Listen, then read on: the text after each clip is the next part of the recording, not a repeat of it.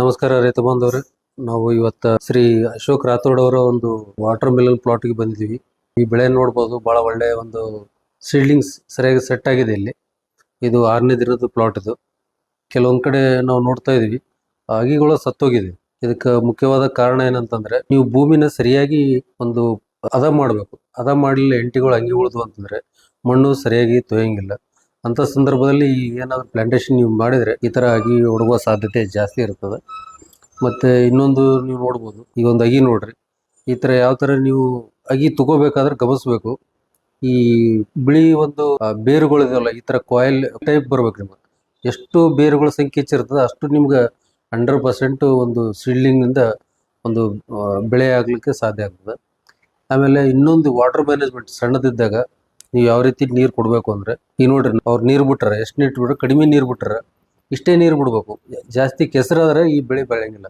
ಉದುರು ಇರ್ಬೇಕು, ಯಾವಾಗ್ಲೂ ತೇವಾಂಶ ಇರ್ಬೇಕು, ಆದ್ರೆ ಕೆಸರಾಗಬಾರ್ದು. ಈಗ ನೋಡ್ರಿ, ಕೈಯಿಂದ ನಾ ಈ ತರ ಮಾಡಿದಾಗ ಯಾವ ತರ ಪುಡಿ ಆಗ್ತದೆ ಮಣ್ಣು, ಇದೇ ರೀತಿ ನೀವು ಮೇಂಟೈನ್ ಮಾಡ್ಬೇಕು.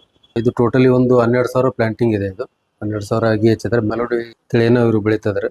ನೀವು ಅಗಿ ಹಚ್ಚೋದ್ರಿಂದ ಪೂರ್ವದಲ್ಲಿ ನೀವು ಬೆಡ್ ಸರಿಯಾಗಿ ತೋಯಿಸ್ಬೇಕು. ಎಷ್ಟರ ಮಟ್ಟಿಗೆ ತೋಯಿಸ್ಬೇಕಂದ್ರೆ, ಸ್ವಲ್ಪ ಬೆಡ್ ಇಂದ ನೀರು ಹೊರಗಡೆ ಬರಬೇಕು. ಬಟ್ ಒಂದ್ಸಲ ಇಷ್ಟು ತೋಯಿಸಿದ ಮೇಲೆ ಮುಂದೆ ನೀವು ಕೇವಲ 10 ನಿಮಿಷ 15 ನಿಮಿಷ ಅಷ್ಟೇ ನೀರು ಬಿಡಬೇಕು. ಇದರಿಂದಾಗಿ ಕರೆಕ್ಟ್ ಆಗಿ ಅದು ಬೆಳವಣಿಗೆ ಆಗಕ್ಕೆ ಸಾಧ್ಯ ಆಗ್ತದೆ.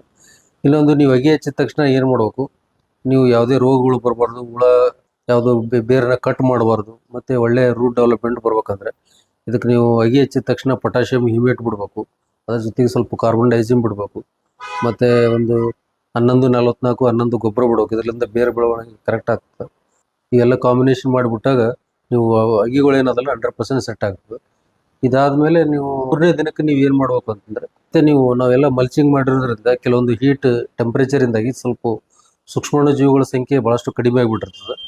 ನೀವು ಏನ್ ಮಾಡಬೇಕು, NPK ಕನ್ಸೋರ್ಟಿಯಮ್, ಮೈಕೋರೈಸಾ, ಆಮೇಲೆ ಟ್ರೈಕೋಡರ್ಮಾ, ಸುಡೋಮೋನಾಸ್ ಇವನ್ನೆಲ್ಲ ಕಾಂಬಿನೇಷನ್ ಮಾಡಿ ನೀವು 3ನೇ ದಿನಕ್ಕೆ ಡ್ರಿಪ್ ನಲ್ಲಿ ಬಿಡಬೇಕು.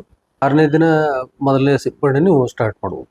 ರೈತ ಬಂದವರೇ, ನಿಮ್ಗೆ ಏನಾದರೂ ಕಲ್ಲಂಗಡಿ ಬೆಳೆಯಲ್ಲಿ ಹೆಚ್ಚಿನ ಮಾಹಿತಿಯನ್ನು ಬೇಕಾದ್ರೆ ನಮ್ಮ ಸಿದ್ಧಗಂಗಾ ಕೃಷಿ ಮತ್ತು ಮಾಹಿತಿ ಮಾರಾಟ ಕೇಂದ್ರ, ಕಲಬುರಗಿ, ರಾಮ ಮಂದಿರ ಸರ್ಕಲ್ ನೀವು ಭೇಟಿ ಕೊಟ್ಟು ಹೆಚ್ಚಿನ ಮಾಹಿತಿಯನ್ನು ಪಡ್ಕೋಬಹುದು. ನಮಸ್ಕಾರ.